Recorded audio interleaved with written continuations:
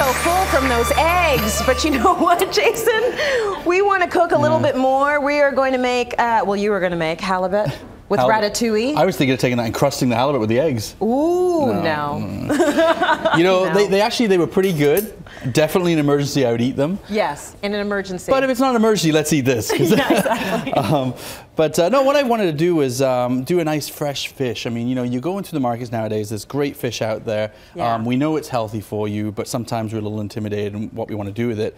And also cooking times, fish is delicate. Fish is one of those ones that, you know, you want it to just really just be cooked. That's right, and I think that's probably why people are intimidated, but actually it's kind of easy. It is, right? And I mean, I think the thing is you've got to let the fish actually take control of how long it takes to cook. And I'm going to explain that in a second. But what I've done is to put a little bit of grapeseed oil on there. But while that's warming up, I've also taken some lemons, which I just love, and we're going to make a little crust for it. So lemon zest, and these rasps, you know, that you can get. I mean, I think you can get them at cooking stores now, but I used to get them from the hardware stores. Oh, really? Yeah, but they're great because the little lemon zesters you buy, they work okay, but you know, they're not as fine. This stuff is fantastic. Just pull all the zest off like that. And what I'm going to do is I'm flavoring up my salt. I'm going to give it a bit of a punch to it. You know, you can buy all different types of sea salts nowadays. Yes. Smoked sea salts and you know whatever. There are tons of them. Yeah, chili salts. But I thought, you know, why not just use the fresh ingredients that are around, you know?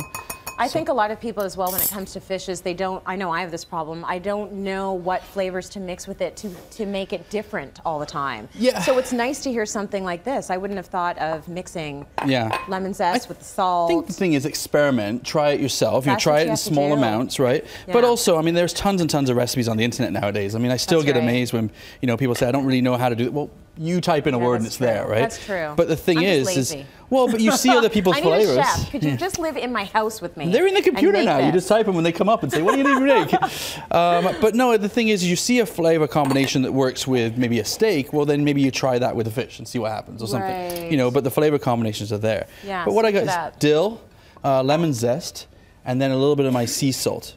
And what I've done, and not a lot, because again, this is a seasoning, you know, but then I've just got my pan getting warm here.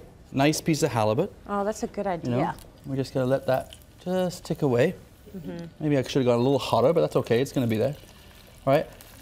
And then we're just going to, what I'm going to do is I'm going to sear it on one side, and then I'm going to turn it over, and this is going to go on top and give it that flavor. Nice. You know? But I've also got some lemon juice here. Now, the thing is, you know, utilize the whole thing, right? So you zest it down, cut it open, crush the lemon juice as well, but don't mix that in here because we don't want it to wash off when we put it on. Okay. Now, while that's going, the other thing is a little bit of olive oil. Here we go, in here. This is for our ratatouille, right? Yeah. Now, ratatouille, here's the trick. Ratatouille traditionally is a stew. It's something that you would cook and it would get really wet and soupy and things like that. I wanted to go a little fresher. So what I've done is exact same ingredients, a little bit of shallots. Teeny tiny little shallots. Yeah, little shallots, you know me. I'm telling you, I'm on shares with shallots and bacon. I think shallots, like I'm on team shallot now because of you. Oh, good. They're good. Well, and I think, you know, you could chop them up fine like this, but even if they're chunkier, they've got that little sweetness to them, so I like that. Fennel is something that's different. Traditionally, a ratatouille, you've got, you know, zucchini, eggplants, peppers, tomatoes. I like to throw a little bit of fennel in there. And I think the reason for that is, again, we're not making this like a stew. It's not going to be heavy. It's going to be more fresher, really healthy. And I hope Rose is watching because every time I come on here, she's like, oh, Jason, what are you doing?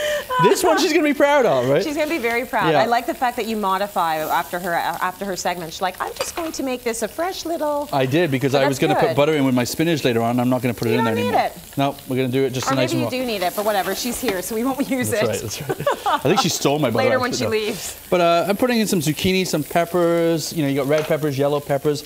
I'm not a big fan of green peppers. I find that they've got a little bit more of a bite to them. Yeah. You know, it's kind of like, I guess, the comparison of the onion and the shallot. You know, if you like green pepper, that's fine, but otherwise, you know, stay away from it. Yeah, I wonder, the green pepper is pretty maligned because there's another chef, is it Massimo, that hates green?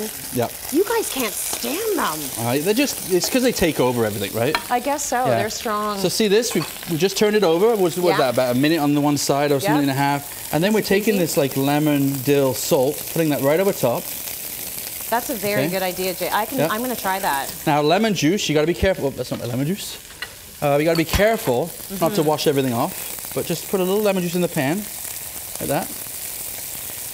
Nice. Just give it a shake, push it off, turn off the heat, and let that go. Okay. That will cook itself now because the heat of the juice and all that, and it's gonna be nice and moist. Yeah. So then while that's cooking, you've got this guy over here. Now here's the thing, crunchy like this, but if you want, I'm gonna put my tomatoes in now. If you want it more soupy, put the tomatoes in earlier. Okay. Okay, because what will happen is the tomatoes, like a sauce, will soften up and make it a little bit more like a stew, but I like it a little crunchy like that. Yeah, me too. That looks good. It looks fresh. Yeah, and I'm on a basil kick today. I don't know what it is, but I just love basil. So you picked those from your kitchen? I did. Yeah. You know, I just love that freshness, right? So, and then, you know, really this is it. Salt, pepper.